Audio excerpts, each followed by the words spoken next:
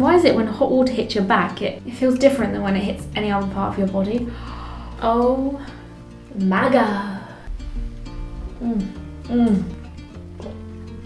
It's currently a bank holiday Monday for me, and although that means nothing right now, society gives you that glimpse of, hey, self-care is important today for once. Oh yeah, boy.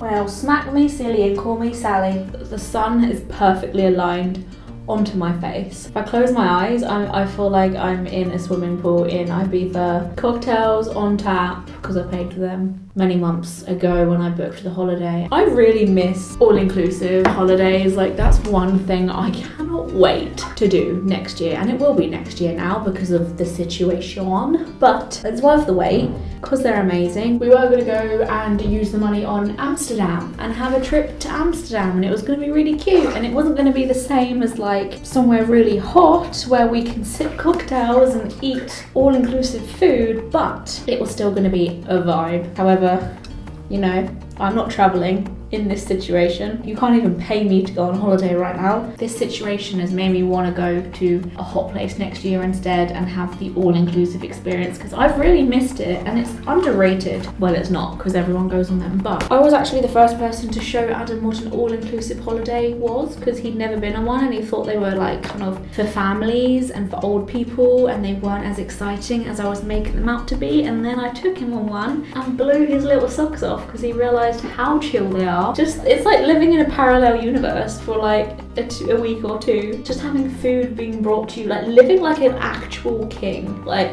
I mean, you don't click at people wherever you are or whatever you're doing. This is what I imagine myself doing, like hot dogs, and then the hot dogs brought over and then you're like, thank you. Bacardi, and then Bacardi's brought over and you're like, thank you, and then just living the freaking high life. And then you go home and then you've put on like half a stone, and I mean, it's a bit shit, but you drop it all anyway when you get home because your body's basically just in shock from the amount of stuff you've put in it. But you bounce back pretty soon if you put on a lot of weight in a week, so you know. I feel like I'm chatting utter shit. I'm sweating like a pig right now, and that's kind of an insult to pigs because look at me. I decided to do another one of these because, I mean, you seemed to like it last time. You might have just been being nice and you actually thought I was losing my mind, and you were like, well, if I'm just nice to Ellie, she might think what she's doing with her life isn't as weird as it is. But what I liked about last time was it was a nice way to kind of bond over feelings, thoughts, mental health stuff. I think upstairs is having a shower or a bath as well, so cheers, babe. In all seriousness, she's having to sort a leak out she's got in her bathroom because our ceiling started going wet in a certain area. And at first, the landlord upstairs was like, nah, it's not us. And then she got someone to check, and then they were like, it's us. And I was like, well, what do you think we're doing? Pissing on the ceiling? But anyway, they're getting that sorted. But you know, every time I go in the bath, I'm like, are they gonna come plummeting through the ceiling and join me in my bath by accident? I mean, if they don't, I have a nice little isolated bath. If they do, then I've got company. So best of both worlds, right? Anyway, I would like to ask how everyone else is doing. How are you keeping during such a situation? Also, I'm watching not so many, but a few American YouTubers, and I'm very confused about the situation happening there because it seems like they're living in another universe. Like, and I know a lot of people will be like, oh well, our president is not telling us to, but like, it seems like people who have the choice aren't even doing it either. I'm just very confused about America right now. Can someone fill me in? I am sweating profusely.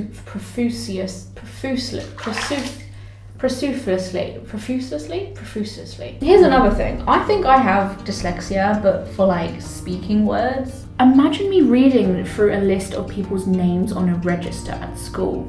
That would be so chaotic. And the hilarious thing is, one of my favorite things to do after school when I was young was go home and write a fake register and like pretend I was the teacher, and I would just be marking these students like in front of me who weren't actually there. They were just like, yes, miss. And I'm like, Rebecca, yes, miss. Susan, yes, miss. Lisa, yes, miss. But they were all names that I knew I could say because I struggled so much with saying anything else. At one point in my life, I did actually want to be a teacher, hence why I always went home from school and carried on playing freaking schools because I was a nutter. But also just because I wanted to be a teacher, and then I realised I can't speak. And then shortly after that, I realised I hate children. I hate kids so much. Like, I find it so interesting how people are like so excited about their friends having kids, and like being pregnant, and like being pregnant is beautiful and childbirth is beautiful and kids are adorable and lovely and angelic, but I literally see them like the devil.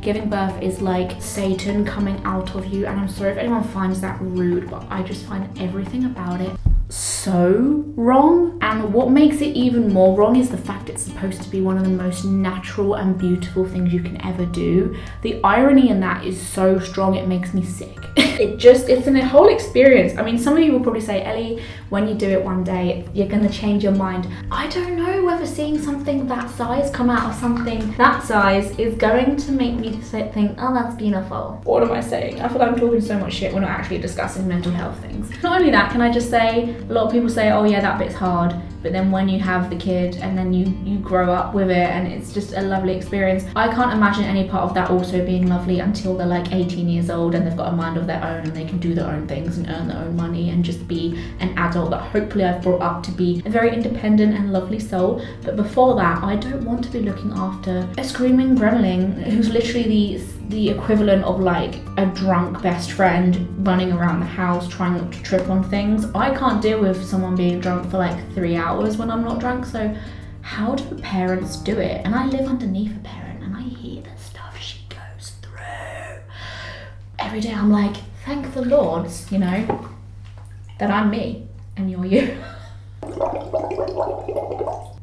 I'm sweating, can you tell? I've even got the window open, but it seems to be making no difference because we've actually been having the loveliest weather right now. How grateful are you for this weather we're experiencing? I mean, it must suck for people who are stuck indoors and don't have any space. Like, even if you don't have like big double door windows to like a Juliet balcony, imagine if you didn't even have that. But I hope everyone's having walks and going out to like the nearest open air place. I'm finding this very hard to do when I'm so warm. Oh, that's nice. That's very, very nice. The ice melted so quick in that drink and I feel like that says a lot. There has been changes actually since the last time I spoke to you, probably. I just realised how seductive this looks, but there's not one part of me that's trying to be seductive. I'm sweating like an ogre. Just remembered I forgot to get onions at the shop today. You can see my cellulite. Once again, Ellie struggles to say words that don't pass like year 3 English. That's called a real life leg, ladies and gents. The fact my window is open and hers is upstairs too is really concerning. She could literally be in her bath right now, like listening to me like, yeah, or she's like, shut up. I think I actually mentioned in a vlog where I was just showing you my like daily routine. I was speaking in that vlog saying like, how are you coping with partners and your like person that you're staying with right now and having to be stuck with hours and hours on end? And I was saying how like chill I'm finding it, how great it is. And although I'm still loving it, we definitely have had rows since that video. And I'm only saying this to be real. I won't lie and make everyone feel bad for having arguments with their own partners. However, I do feel pretty proud about how long it's taken to happen. And it wasn't until like halfway through that argument I realised that a lot of the reason we were probably arguing is because it's just general frustration right now. We're in each other's face. I can't go outside. We can't get, and something really interesting I've been thinking about too recently is that our outlets for like other sources of things we need in our lives have just been cut from us. So I feel like a lot of us are seeking that same feeling and those same resources from maybe one person, one resource, or even like ourselves. Like if you're not with anyone, if you're not stuck with anyone right now, you've got nowhere to get that. And I find that so interesting. And that was something I thought to myself, like, is this why we're bickering right now? Because I just felt like I was maybe like relying too much on one person keeping me happy in all ways. And that's actually something which I've learned quite recently. Someone said in general, when it comes to partnerships, partners, people you marry, one person cannot provide all of the things that you need in your life. And I think that's probably a mistake a lot of us make in terms of monogamy relationships. Like, we go into this partnership with like an imaginary, like this, it doesn't have to be physical, just this like box, this list of requirements that we need ticked. And although I 100% believe that we should not settle and say, you know, like, well, he ticks 2, so out of 50 that'll do. I'm not saying that. I'm saying I find it really kind of important to remember that you can't push certain responsibilities or expectations onto other people, and also like you can't expect your partner to see you eye to eye in every case, in every scenario, in every opinion you have. Sometimes it's important to remember that you have to agree to disagree because you aren't able to find a mirror image person of yourself. And if you do, then even so much of yourself is going to become a clash, and there's going to be problems with that too. So I think it's very important not to maybe set your expectations on looking for that. I don't know, I'm literally just chatting absolute bollocks at this point. And then can I just mention, this is in no way a cop out of me saying like, my partner's great but not that great. I don't even know how I managed to catch such I know I'm going to sound so cringy and soppy right now, but how I managed to catch so much luck. I've said this before in videos, and I'm sorry if it gets on your tits, but sometimes I'm like, how the hell did I manage to find someone so suitable for me? I remember when I first got with Adam and I hadn't actually showed him in pictures or videos or anything, and I love watching those videos back. I am glowing. You can see how happy I am, and I sobbed about him so much online, and everyone was like, okay, it's cute, but this is getting too much. So I actually stopped. And now when I think back to that, I'm like, should I have done that? Should I have listened to people telling me to stop being openly happy about what I've found in life? I don't know. Part of me is like, well, yeah, Ellie, you can't like be too annoying, because at the end of the day, you're here to entertain people. But at the same time, it's like, give me a break. I'm like living my best life. I came out of a relationship that there were very big red flags and big problems, and I never spoke about them online because it's personal stuff. I don't know whether I'm okay with sharing that stuff yet, but to go from that to like what I was in, it was such a massive high. It was like taking a big line of something and being like, I see everything in colour now. Anyway, this bath's a lot cooler now. I'm on TikTok now. If you want to see my amazing TikTok skills, then click on the link down there. I'm literally nincompoop on everything ever. Like, what an achievement that is. I'm gonna put that on my CV. Like, what's your greatest achievement? I am the same username on every social media. So how have I been keeping in terms of mentalness? That's the demon leaving my soul. So I had my very first like social distance conversation the other day. I met up with someone, and it was just so nice to like just see a human and remember what interaction felt like, because it gets to a point, right? Can I just say, someone who speaks about this really well and probably better than I'll ever be able to do right now is someone called Pixie Locks on YouTube. I'll leave a link down there about it. Anyway, she was saying how seriously she's been taking this lockdown. It affects you after a while. When you watch all this news, read all this news, hear what all these PMs have to say, you take it on board and you can't go outside in the same way. Like, I'm so shocked about how people are dealing with lockdown now, going out and not letting it bother them. Like, there's people everywhere. Like, I'm seeing it in this area, I'm seeing it online, I'm seeing it, like, it exists. People aren't taking it seriously. Even the people who say they're taking it seriously, I feel like aren't even taking it seriously because they don't realise like what they're supposed to be doing. It's hard to like understand all the rules and everything. But what I'm trying to say is we were taking it so seriously that after a while it damages your health, and that's the reason why the rules were in place about like still going outside and going for walks and making sure that you have fresh air and stuff.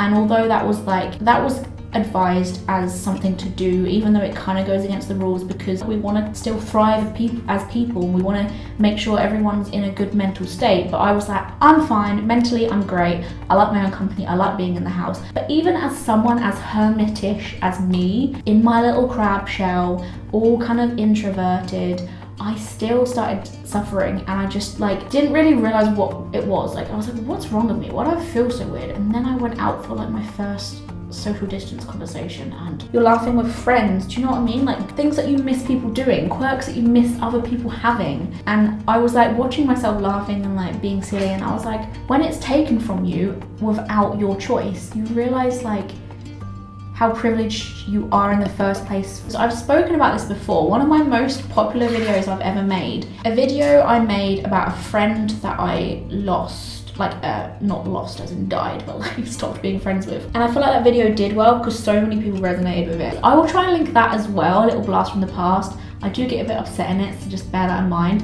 The sun is going down and that's so much nicer now because I was so hot. I speak about how I've always had my anxiety, which is very kind of mild, by the way. It's nothing intense, but it's always there. It's always existing, but I've kind of like learned to understand it and recognize it and just kind of like, you know, help it along the way. Don't suppress it and don't like, you know, rely on alcohol to make it disappear and stuff. But it's always been something that's ruined things for me, like ruined opportunities, ruined friendships, ruined relationships.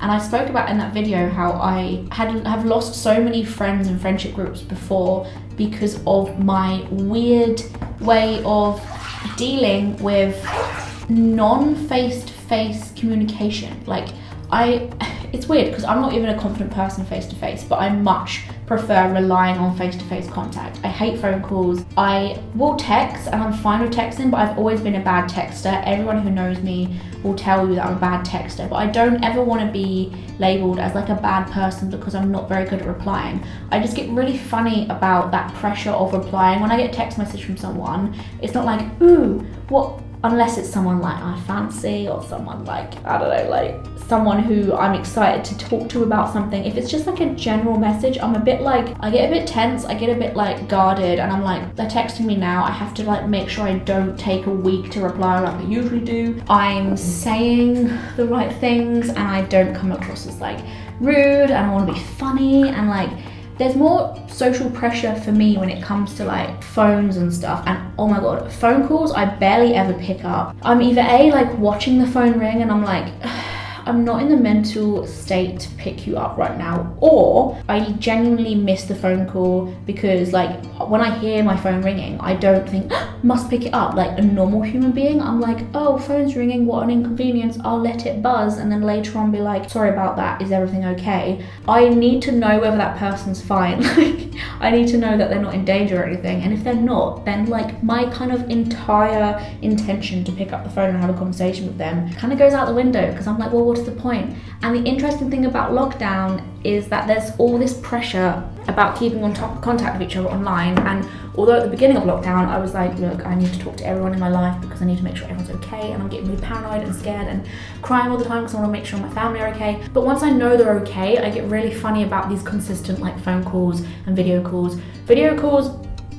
I don't video call anyone unless I'm like, I don't even know what the equation is that my brain makes, but there's some people that just I let through that gate, and some people I just don't. I don't know what it is, but there's some like weird kind of wall that gets put up, and I get so funny about it. When it's like group video chats, I'm a lot better with it, and even better, a video call with an intention. So like if we're playing a game or having a quiz or doing something throughout, I'm a lot better because that pressure gets taken off of you, where it's like, what are you gonna say? What are these pauses? It's not the same, you don't vibe the same. And I was thinking this while I was talking to someone for the first time face to face in freaking ages, and I was like, oh, I forgot like how social interaction is like so much different when you're with them. You rely on other things like body language and smiles and like facial expressions and the things that you can look at, the views that you're currently experiencing together as people. Like you can like vibe with things around you, share things, hold things together, like discuss things, and that pressure of like socializing with people online has really intensified. And not only that, I'm still working in my home as I always do without this situation. So the fact I've kind of got that going on and this added like social pressure to keep up with the scheduled like calls that I've got, the things that like some spontaneous phone calls, people being like, look, do you want a video call? I can't deal with it, it's weird. I was looking at all my old I was looking at all my Facebook messages, and I was looking right back to like 2012, 11. That was when I was in high school, and I was like, I ignored everyone. Like I was just so funny about online interaction, which is hilarious because that is literally what I do for a job. But it's so different when you have like an intention to create, like the same way as when I want to video call someone, I have to be in that state. It's just like I peed in the water, but I didn't. It's just the bath bomb I used. So yeah, social pressure has been interesting at this point in time. If you're watching this like, oh, I called her, I shouldn't have done that. Please don't think that. This is just me and my weird little ways of thinking. And I do tell people, well, a lot of the time I do tell people, I'm like, look, I'm not in the mood. And when they're like, that's fine, I'm literally like, kiss me now, you angel. That's why I take loyalty so like seriously in friendships too. Loyalty and empathy, because I'm like, look, if you can understand the way someone works differently to you and you are still loyal to them, you are like gold dust under a rainbow. Like, how did your mum conceive you in such a beautiful way? And also it's pretty funny because now, obviously, not that I like using excuses, we can't use excuses now because like everyone's not got anything to do. I mean, I guess I can say like, look, I am still working, but at the same time, everyone knows that I am my own boss. I still can set my own hours, but I need people to understand that I set my own hours depending on how I feel. So if I'm in a really productive mood and I want to get loads done, then I need to get loads done. Like, I can't have you being like, well, can you not do that later? Because moods are like so back and forth with me, so that doesn't help either. And no one can like say anything anymore like, oh, I can't do that call because I'm out or something. Like, no one's out, honeykins. It has made me realize that actually people don't care about the truth, Ellie. Like, you don't need to make excuses. Like, sometimes I'm like, look, I'm just with someone and I'm literally not with anyone. I'm on my freaking own. I don't lie that hugely, usually. It's normally to people who just don't take no for an answer, and to be fair, I should probably just like reconsider them as a friend. But going through what's happening now, and I'm telling people the truth because like I feel like people are more understanding at this point in time because we're going through something that's different. People are understanding of people's emotions a bit more, and also the fact that I'm allowing myself to open up and just say the truth because I can't really say anything right now that sounds believable. It's made me realize that people actually understand a lot more than I thought, and they're just like, yeah, that's cool. And I'm like, oh, wait, so humans are nice people. What introvert would have known it? So the moral of the story is, plan your calls with Ellie.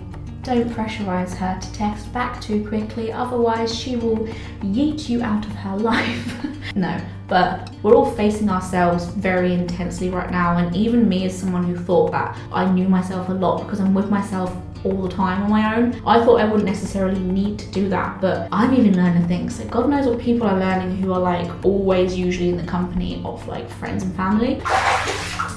So Adam has been losing a shite ton of weight recently. Those of you who are on my Instagram story would know that I've been on my bike, exercise bike, a lot.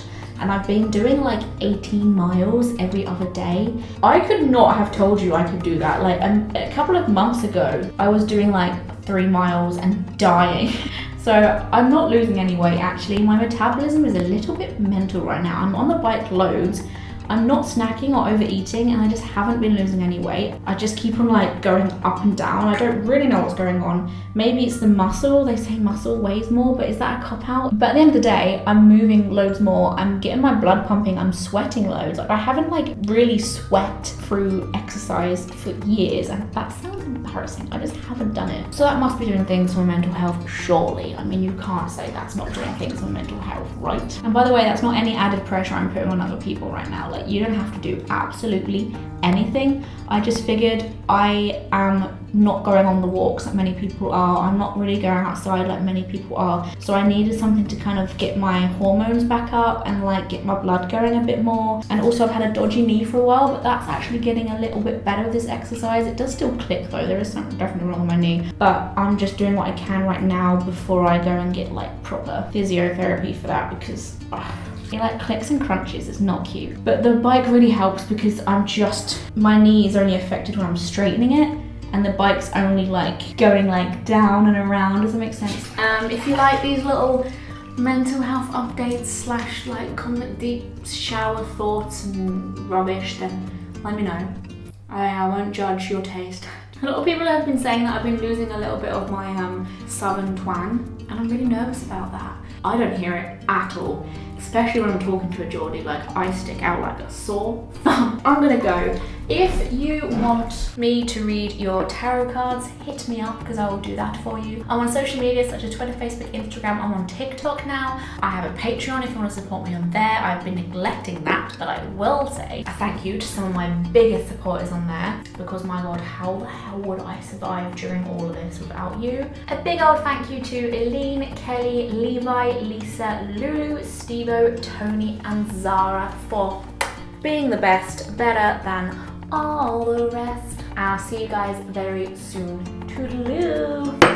I'm gonna dive back into my home now under the ocean as I am a mermaid, right?